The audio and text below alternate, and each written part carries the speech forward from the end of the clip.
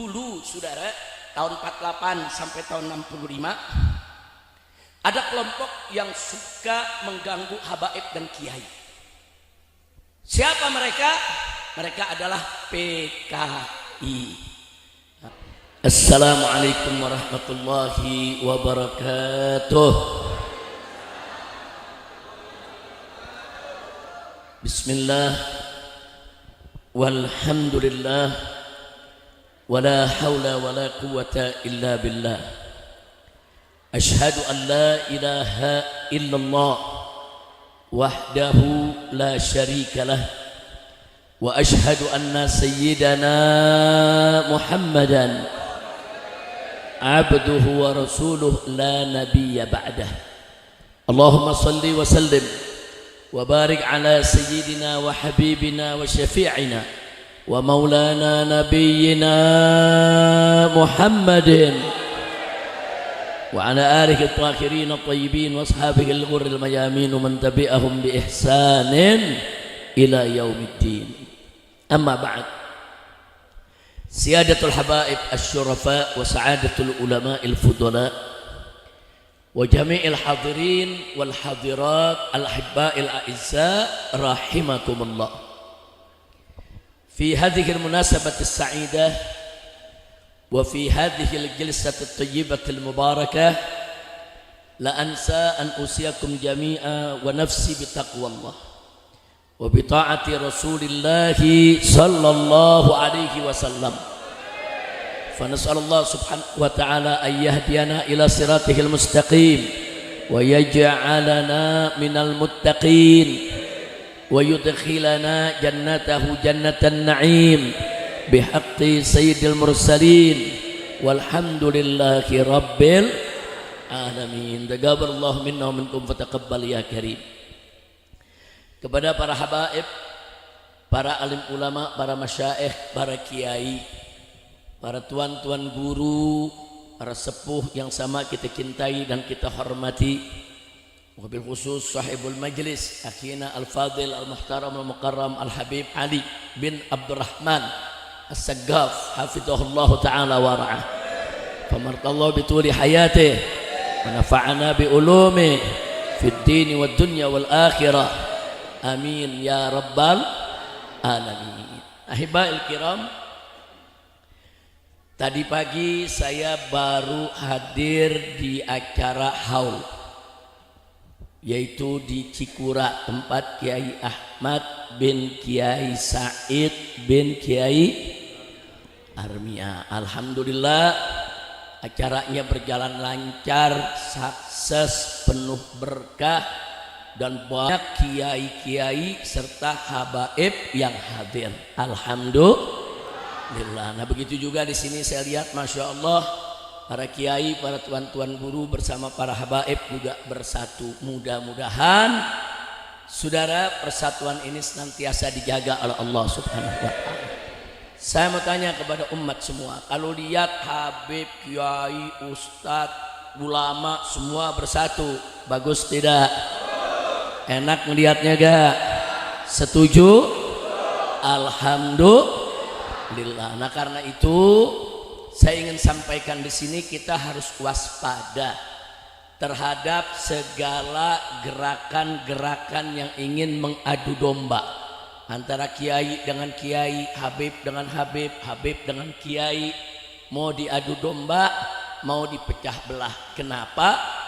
Karena saudara, umat Islam di Indonesia ini mayoritas, dan mayoritas ini nggak bisa dipecah kecuali pecah dulu kiainya.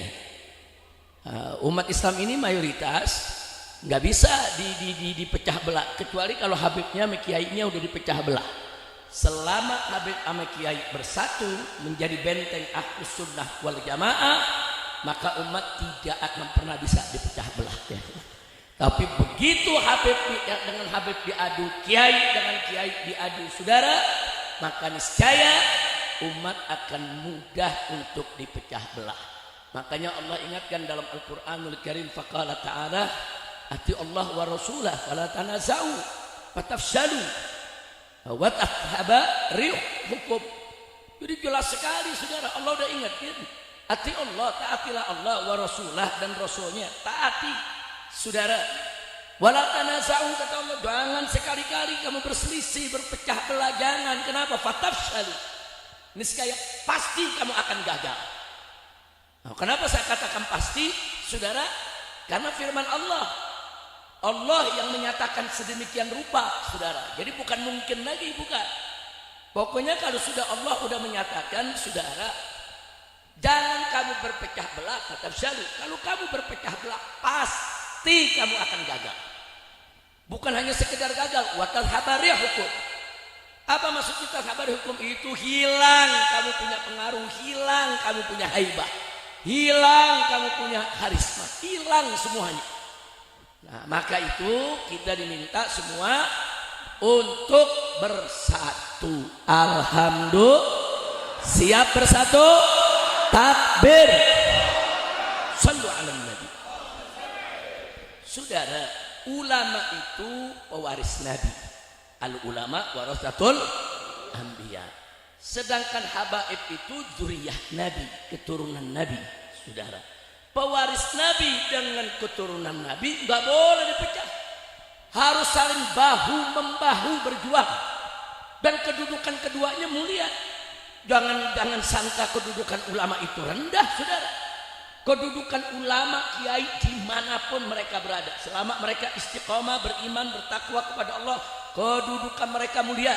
Allah puji dalam Al-Quran, innama yakhsyallaha min ibadihil ulama. Sesungguhnya, saudara, dari hamba-hamba Allah, saudara, yang betul-betul takut kepada Allah itu adalah kalangan ulama. Enggak sampai di situ, dipuji lagi oleh Allah dalam ayat yang lain, di mana Allah nyatakan, faqala ta'ala yarfa'illahu alladzina amanu minkum walladzina utul ilma darajat. Allah nyatakan, Allah tinggikan itu, saudara, kedudukan orang-orang yang beriman di antara kamu dan juga yang memiliki ilmu, darajat. Sekian banyak derajat Allah tinggikan, saudara. Nah, jadi kalau Allah yang maha agung, Allah yang maha suci, Allah yang maha tinggi memuliakan ulama, meninggikan kedudukan ulama, menghormati ulama. Nah, kita sebagai hamba Allah yang mengaku cinta kepada Allah wajib memuliakan orang yang dimuliakan Allah. Betul?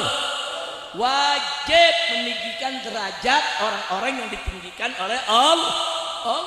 Nah, ulama ditinggikan oleh Allah derajatnya. Kita tinggikan derajat ulama.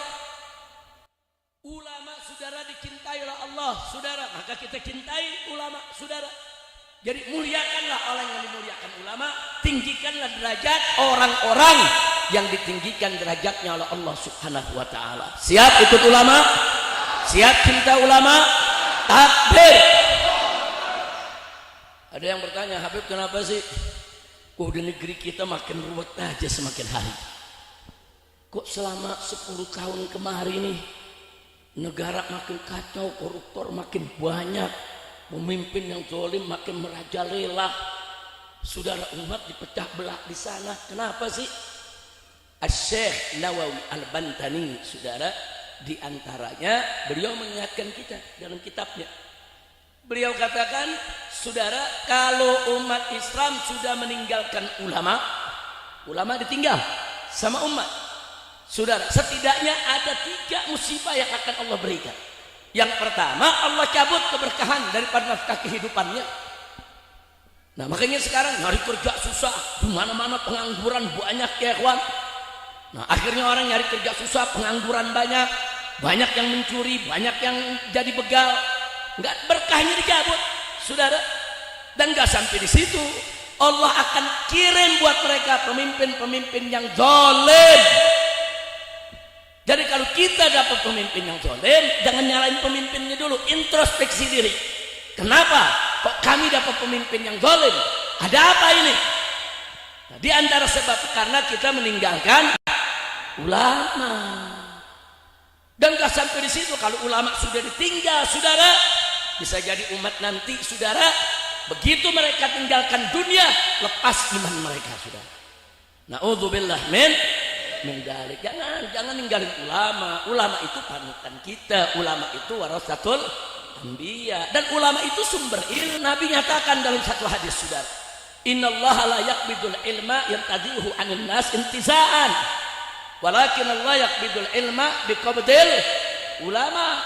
Apa yang Nabi nyatakan dalam hadis tadi, saudara? Sesungguhnya Allah tidak mencabut suatu ilmu dari tengah umat dengan begitu saja dicabut, enggak. Nah, jadi bagaimana cara Allah mencabut suatu ilmu dari tengah umat, saudara? Biqabdil ulama, dengan wafatkan para ulamanya. Begitu ulama wafat, ilmunya dibawa sama si ulama, saudara.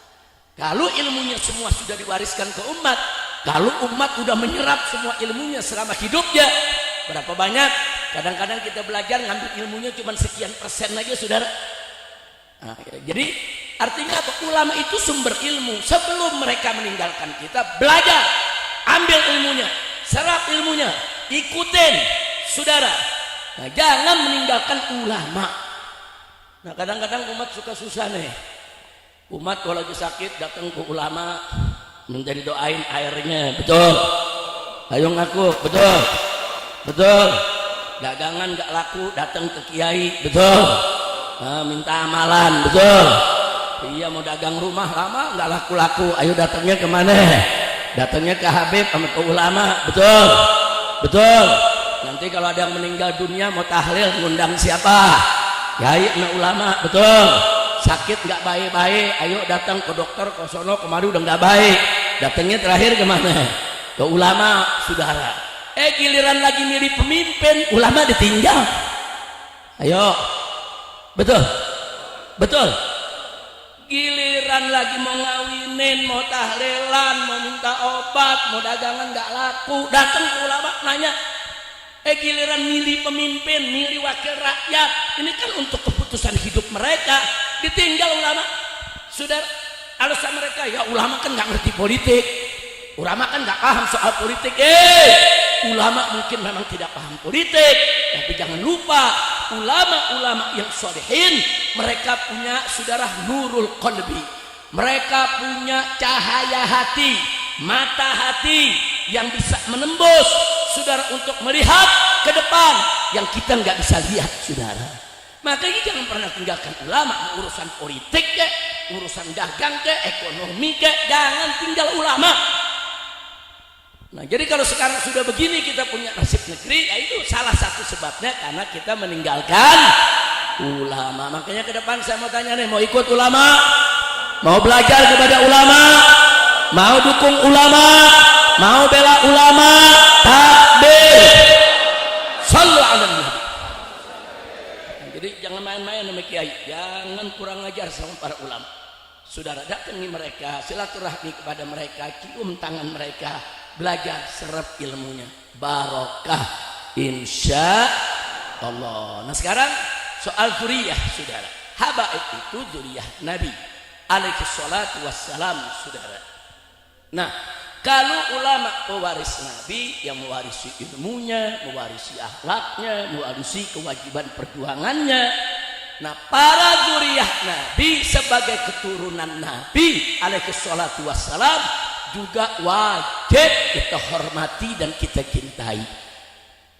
Yang minta supaya habaib itu dihormati, dicintai bukan habaib, bukan. Allah yang minta. Baca Al-Quranul Karim. Allah katakan kepada Nabi alaihi salatu wassalam, saudara, qul la as'alukum alaihi ajra illal mawaddata fil qurba. Hei Muhammad, hei Rasul, hei Nabi, katakan kepada kau punya umat, la as'alukum alaihi ajra. Aku tidak meminta upah apapun dari segala jasaku kepada kalian, hai umat Islam, kecuali ilah al-mawaddata fil qurba, kecuali cinta kasih kepada kerabatku. Allah yang perintahkan, bukan habaib yang minta, saudara. Soal sekarang ada orang yang cinta Habib, alhamdulillah, yang benci Habib, asyukrulillah. Nggak ada masalah, saudara. Kenapa kita bingung? Mau cinta silakan, mau benci silakan. Cinta atau benci, semua ada ganjarannya dari Allah Subhanahu wa ta'ala. Betul? Betul?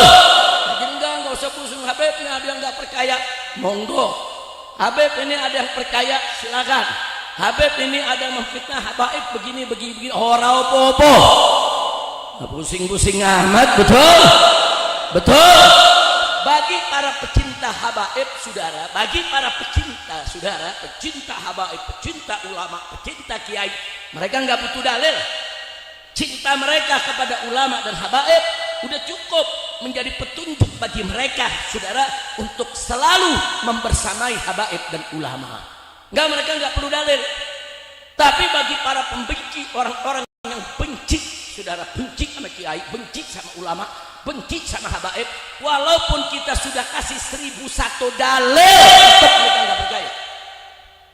Nah, jadi percuma membenci dikasih dalil nggak bakal percaya saudara.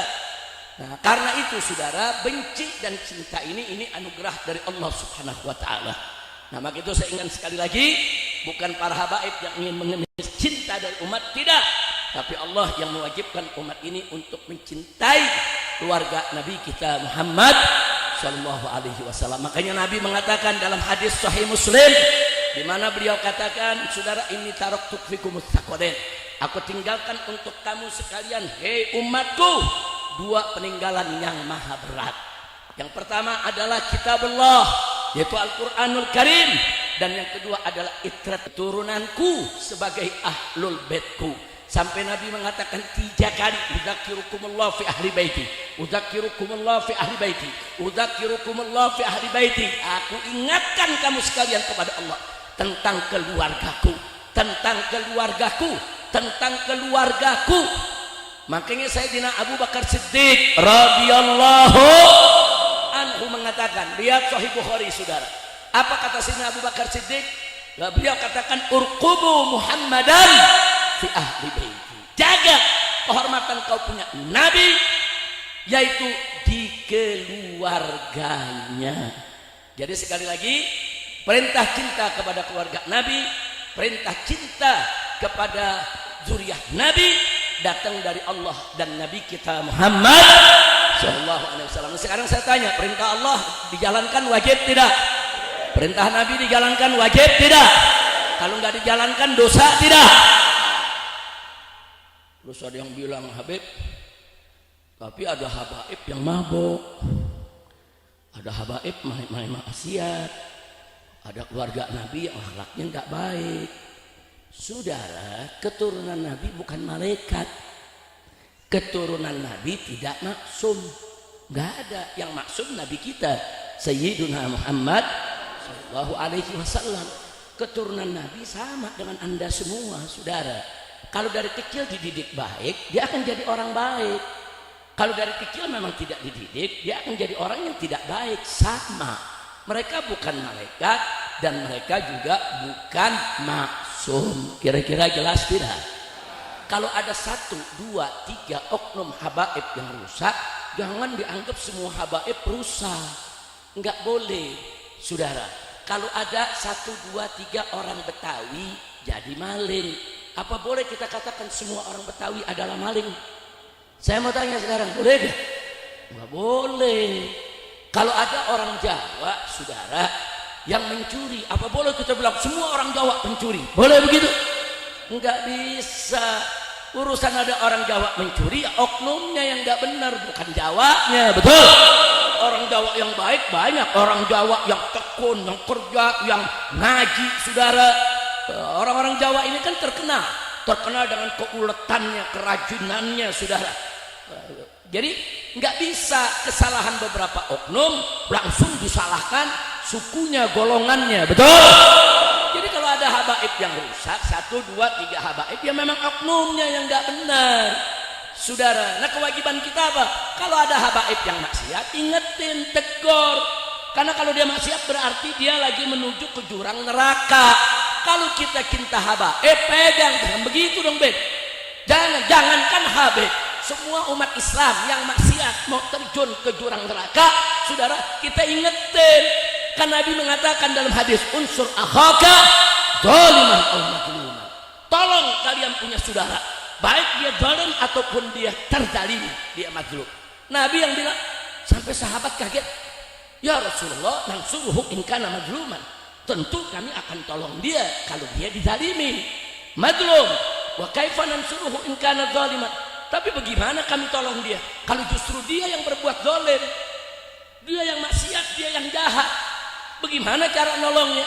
Apa kata Nabi? Tahjuzuhu an zulmihi fadzalika nasr. Kau cegah dia dari kezalimannya, kau cegah dia dari kejahatannya, rubah dia, cegah dia, fadzalika nasruh. Begitulah cara menolongnya. Nah, jadi kalau ada saudara sesama kita aja nih, kita jangan cerita habaib deh. Kita cerita sesama kita yang bukan habaib. Kalau ada yang maksiat, ya kita cegah.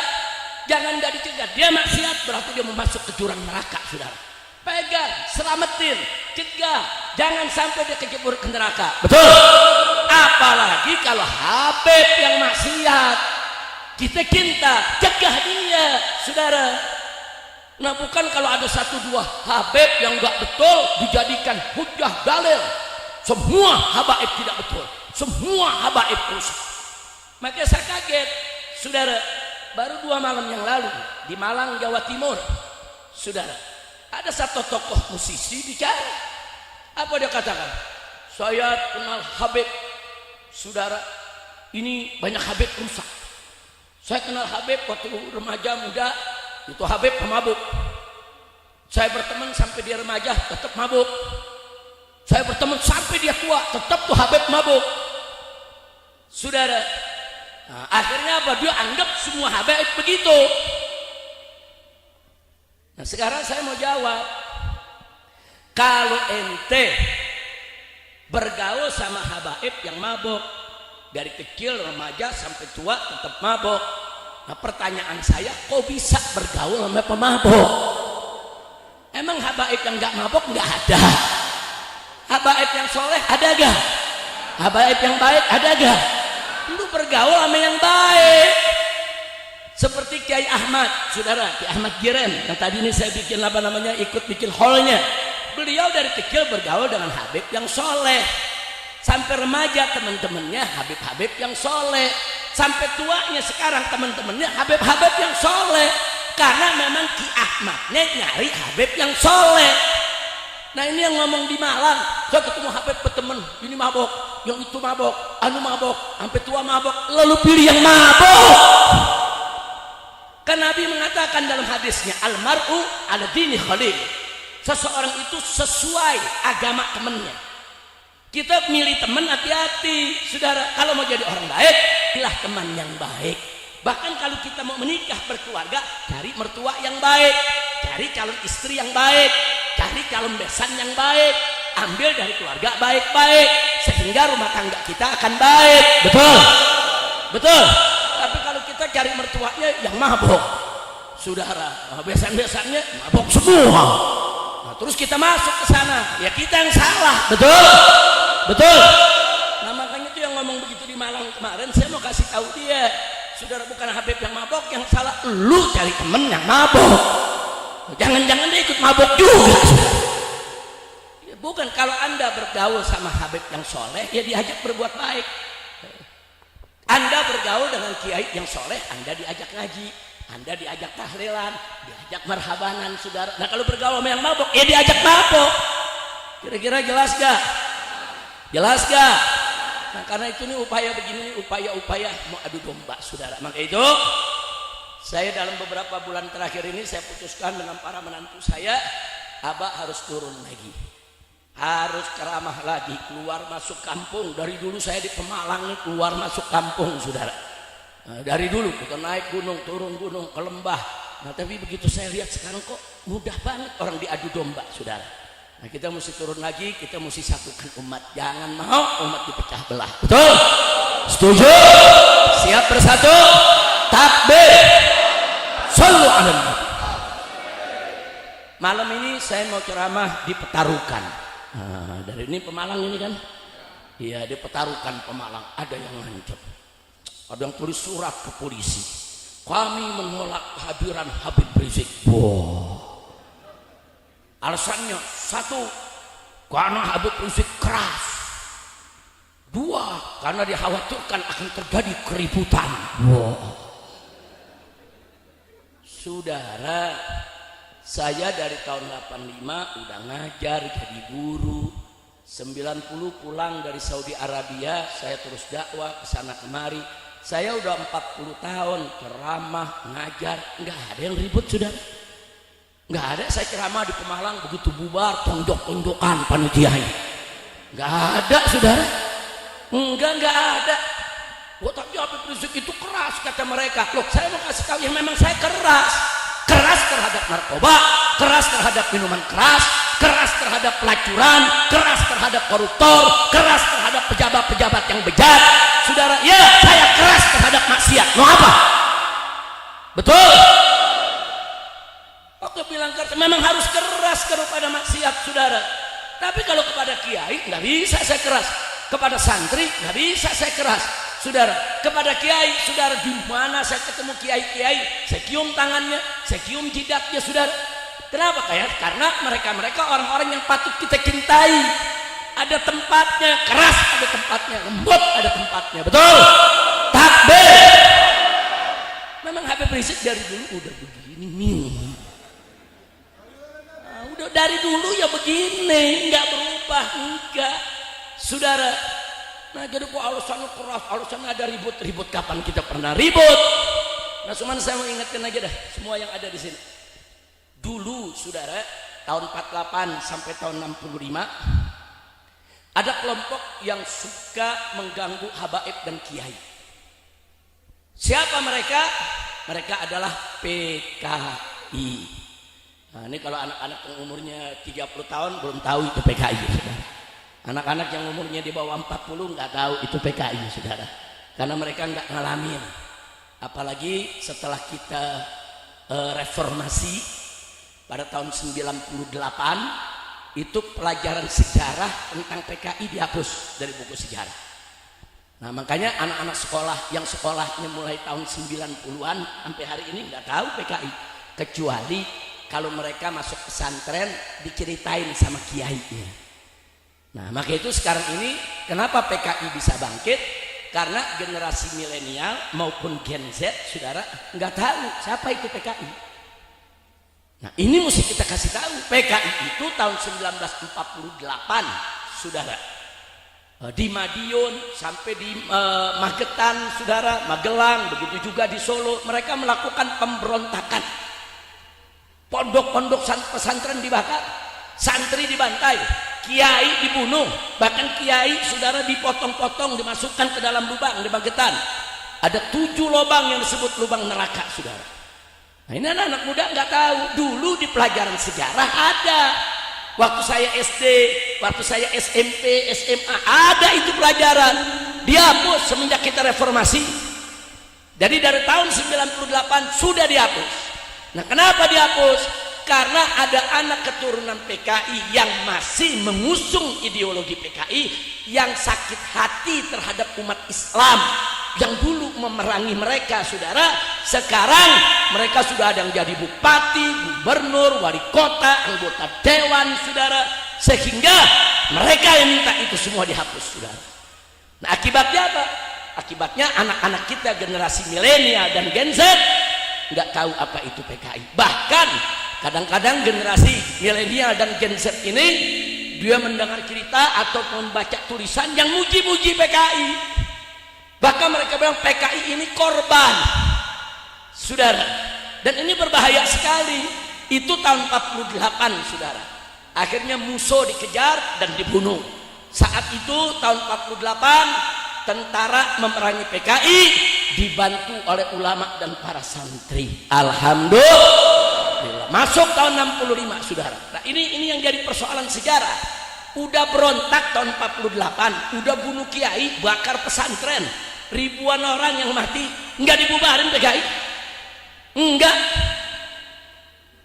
nggak dibubarin, saudara, karena rezim yang berkuasa saat itu, saudara, memang dipengaruhi oleh PKI. Nah, akhirnya apa? Tahun 1955 PKI bangkit lagi, bahkan jadi partai, ikut pemilu lagi, saudara. Tahun 55 dan banyak pemilihnya, sampai menjadi 4 besar. Di samping ada Partai Masyumi, Partai NU, saudara, PNI, partainya Pak Karno, dan PKI. 4 besar menang pemilu, saudara. Nah, akhirnya apa? Begitu mereka punya kemenangan 4 besar, mereka masuk ke pemerintahan, saudara, mereka jadi menteri-menteri. Nah, di situ mereka mempengaruhi Presiden Soekarno. untuk bermusuhan dengan umat Islam, diadu domba. Pak Karno bukan PKI saudara, tapi orang sekitarnya banyak PKI, diadu domba. Masyumi dibubarkan, GPI dibubarkan saudara. Akhirnya tahun 65, tahun 62-an, sebelum 65 banyak kiai ditangkep-tangkepin saudara. Kiai ditangkep-tangkepin, dijeblos-jebloskan ke penjara saudara.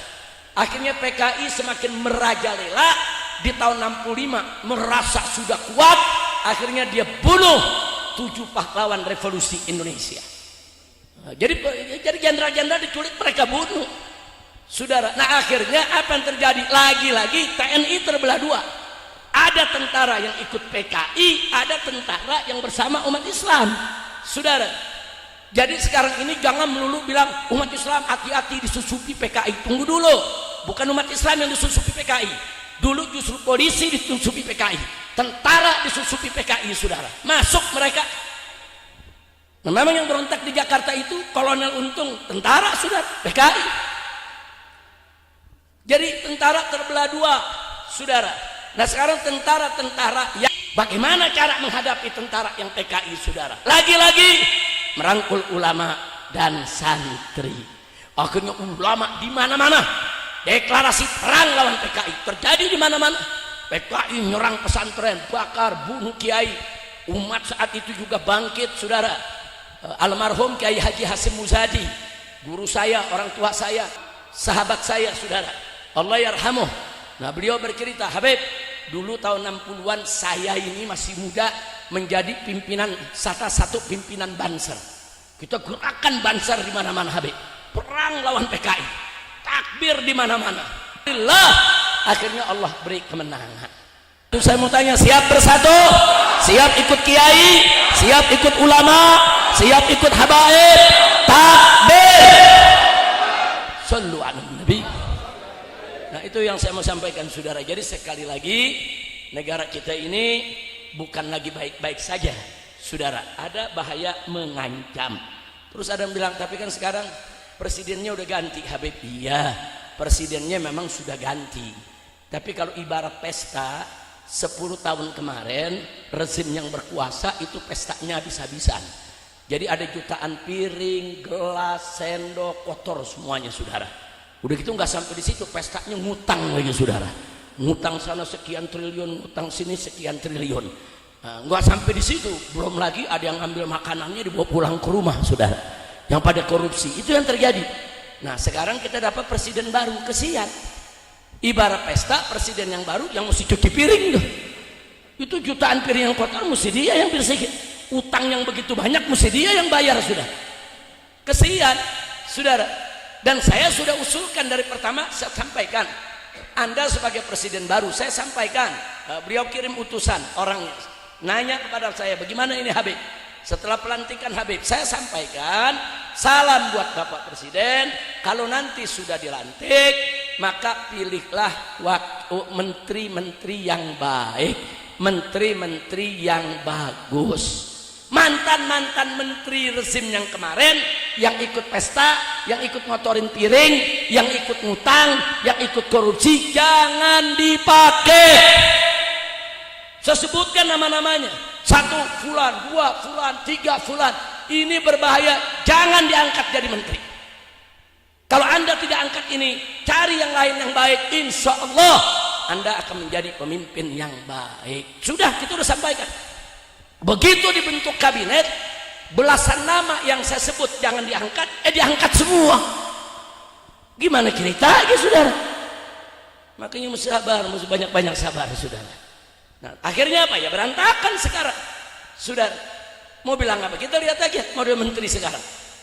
Ibu-ibu teriak telur mahal, menterinya jawab, saudara, ya piara ayam biar bertelur sendiri. Bapak-bapak teriak bensin mahal, menterinya jawab, makanya jangan beli motor, jalan kaki aja. Ibu-ibu teriak lagi listrik mahal, dia jawab lagi, iya kalau begitu pakai lampu semprong aja, jangan pakai listrik. Saudara, pemimpin bukan begini jawabannya, bukan. Ada yang lebih jahat lagi. Masyarakat ini protes, apa dia bilang? Masyarakat jangan protes-protes, kalian nggak punya jasa kepada negara. Kalau yang mau protes-protes, sono pergi ke luar negeri. Diusir, suruh keluar dari Indonesia. Ini apa? Kalau ada aksi mahasiswa, itu berarti mereka memberikan sinyal kepada pemerintah ada sesuatu yang tidak beres. Tolong diberesin. Panggil mahasiswanya, ajak bicara. Saudara, jangan-jangan mahasiswa tadi salah informasi, lurusin. Tapi kalau mahasiswanya benar, terima kritiknya, perbaiki. Bukan jawab begitu seenaknya. Masyarakat lagi demo, masyarakat aksi, ibu-ibu protes, bapak-bapak protes. Apa ini orang ngomong, saudara, ini menteri, ini salah satu menteri di resim yang kemarin, dan sekarang diangkat lagi, saudara, dengan beberapa jabatan. Sampai dia ngomong, udah, rakyat nggak usah protes-protes, kalian nggak punya jasa kepada negara. Kalau mau protes-protes, keluar sana dari Indonesia. Luar biasa, dibilang rakyat nggak berjasa. Saya mau tanya, jawab jujur nih semua yang ada di Pemalang, semua kita beli baju bayar pajak gak? Kita beli baju udah kena pajak belum? Kena. Makan di restoran kena pajak gak? Beli bensin ada pajaknya gak? Beli pulsa masuk ke telepon ada pajaknya gak? Beli peci ada pajaknya gak? Ibu-ibu beli jilbab kena pajak gak? Semuanya pajak. Bayar listrik ada pajaknya gak? Semua kita kena pajak. Artinya seluruh warga Pemalang, rakyat yang ada di sini, saudara, mau kaya mau miskin, saudara, semuanya bayar pajak kepada pemerintah. Kalau kita semua bayar pajak kepada negara, berarti kita semua berjasa kepada negara. Betul? Berarti kalau kita berjasa kepada negara, kita boleh untuk mengkritik buat perbaikan, saudara. Betul? Betul? Enak yang nggak punya jasa. Ini yang ngomong begini punya 16 perusahaan. Saya udah teriakan, periksa perusahaan dia. Jangan-jangan dia yang nggak bayar pajak, sudah. Ya, jangan seenaknya ngerendahin rakyat. Rakyat dibilang nggak ada jasanya. Rakyat yang protes disuruh keluar dari Indonesia. Lu yang keluar dari Indonesia. Betul? Takbir. Sebelah sini ada yang nanya, siapa itu, Beb? Saya bukan nggak mau jawab. Begitu jawab, pulang dari sini tangkep lagi. Ya, akhirnya tangkep lagi, nggak ke Pemalang lagi. Udah kita tahu sama tahu, betul. Nah, maka itu para habaib dan ulama harus bersatu, jaga umat. Jaga umat. Selama habaib dan kiai bersatu jaga umat, insya Allah, saudara, oligarki jahat, oknum pejabat yang bejat tidak akan bisa untuk menindas rakyat, saudara. Kenapa? Karena umat bersatu. Umat akan bersatu kalau kiainya bersatu, betul? Umat akan bersatu kalau habaibnya bersatu, betul? Tapi kalau habaib dan kiainya diadu, pecah, ya umat ikut pecah. Karena tiap kiai punya masa, tiap habib juga punya masa. Bahaya tidak kalau dipecah belah? Bahaya tidak? Nah, maka itu saya mau tanya sekali lagi, siap bersatu? Siap bersatu? Siap ikut ulama? Siap ikut habaib? Siap bela negara? Takbir. Sallu ala Nabi. Nah, yang terakhir ada yang nanya, Habib, kalau negara begini kok Habib nggak turun lagi? Udah lama ngeliat Habib nggak demo-demo. Ada yang nanya begitu. Jawab jangan. Jawab jangan. Kapan?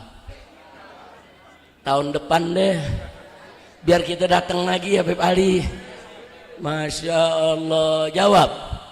Betul.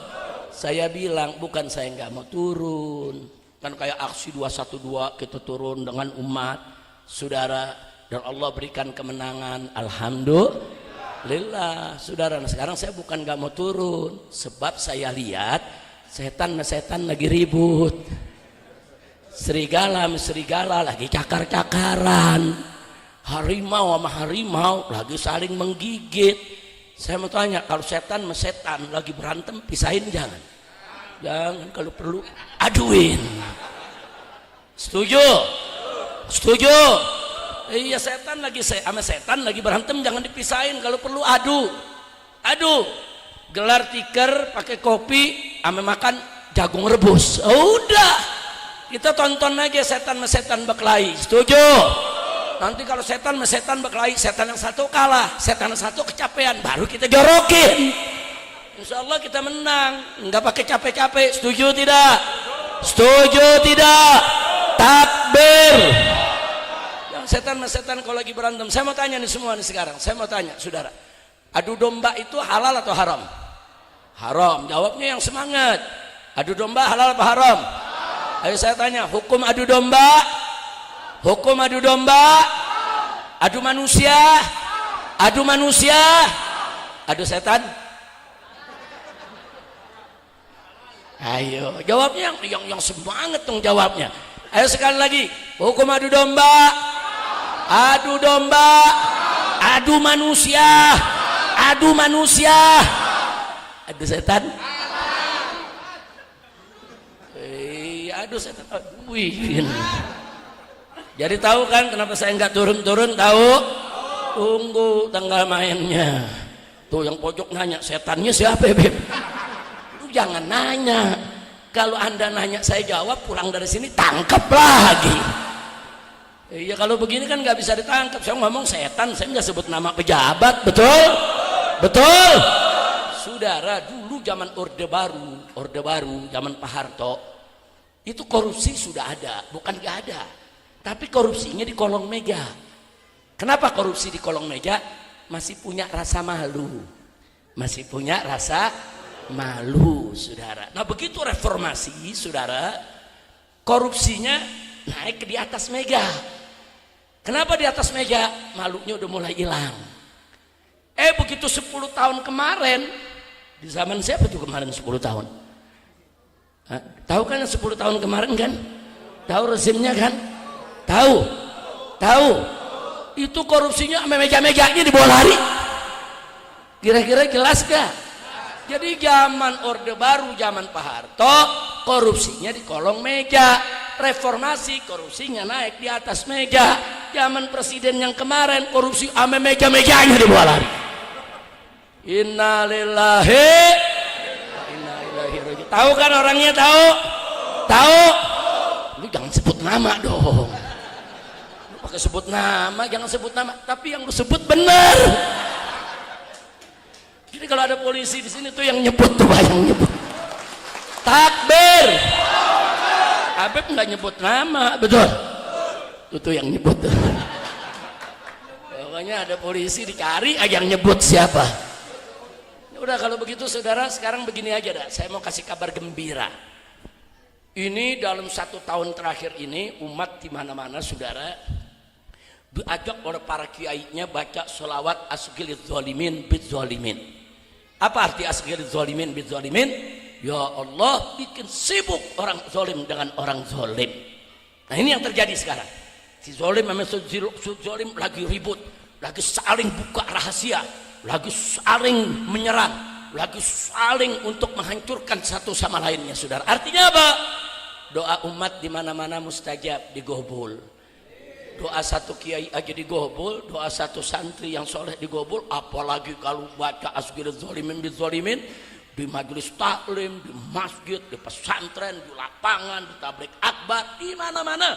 1 tahun ini, saudara, di mana-mana banyak yang baca sholawat tersebut. Nah sekarang Allah gobulkan, alhamdulillah. Yang zalim lagi pada ribut, alhamdulillah. Nah kita minta sama Allah, wa akhrijna ya Rabb, keluarkan kami dari tengah-tengah orang-orang zalim tersebut dalam keadaan selamat. Insya.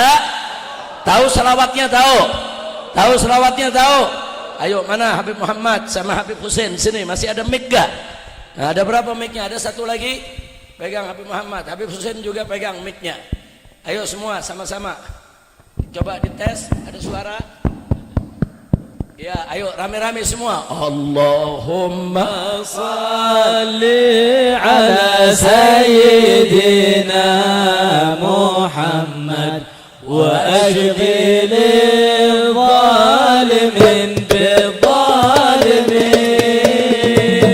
Allahumma salli ala sayyidina Muhammad wa ashghilil zalimin bizzalimin. Angkat tangan semua.